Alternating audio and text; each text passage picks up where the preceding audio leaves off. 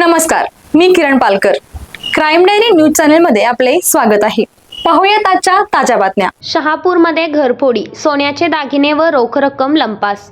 शहापूर शहरातील भाटलेमाळा परिसरात अज्ञात चोरट्याने घरफोडी करून सोन्याचे दागिने व रोख रक्कम असा एकूण 76,000चा मुद्देमाल लंपास केल्याची घटना 21 जानेवारी 2026 रोजी सकाळी 10:30 ते दुपारी 2 वाजण्याच्या सुमारास घडली.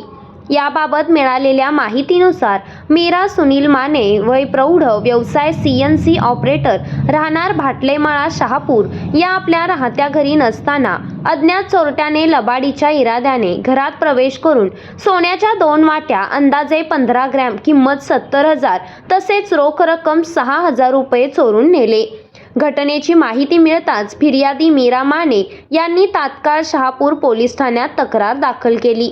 त्यावरून शहापूर पोलीस ठाण्यात गुन्हा रजिस्टर नंबर 30/2026 BNS कलम 305 अंतर्गत अज्ञात चोर आरोपी विरुद्ध गुन्हा दाखल करण्यात आला आहे.